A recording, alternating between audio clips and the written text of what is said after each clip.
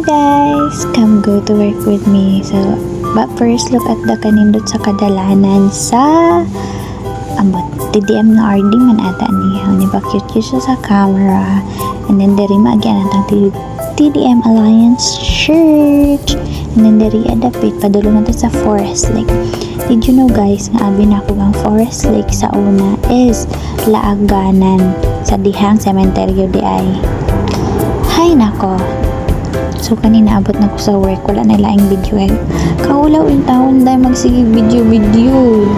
Ano ta diretso na sa tindahan.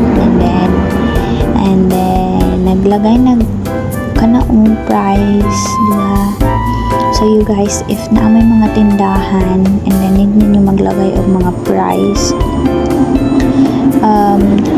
highly recommended ng kanang ginagamit na ko like kanang nasa video.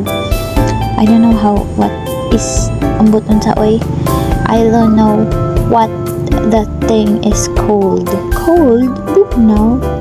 Basta wala ko kabalo sa pangalan na ng mananapan na si English. Asya. So it makes things easier jud samot na ganang magpresyo ka. Kay iset ra nimo na iyahang murag pang price para ma-change ang number sa imong desired nga amount, and then ayun pag maset na nimo lang ipusil-pusil na nimo siya dahil kasaba sa mga sakyanan. Diba nahurot na nako ako ang bala. So dira nga part kaya pa na siya matilok. Dira. Sige lang, dali aday. Diba, bura-bura sa manaay. Mata na pagtagpilang presyo.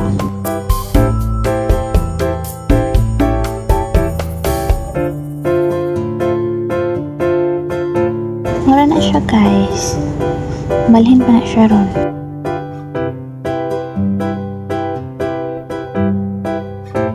Kuya oy, di pa nibalhin. Tulad yan nibalhin. So kanina to nga part na giilisan na ang bala sa pang price. Diba nakahat pamig adto sa TikTok and YouTube ani para lang maglantaw og tutorial saan pag-ilis sa bala para matarong siya og assemble para mugana na pud.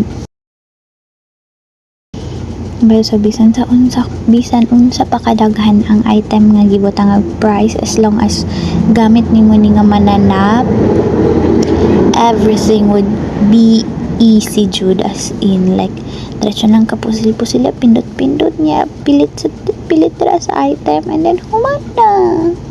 Nandaw na siya diba? Kana nga part mag-arrange na siya, di lang halata pero nag-arrange na siya.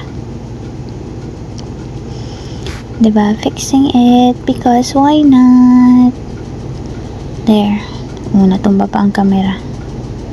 Ano man na, mauro to. Bye-bye, tutut.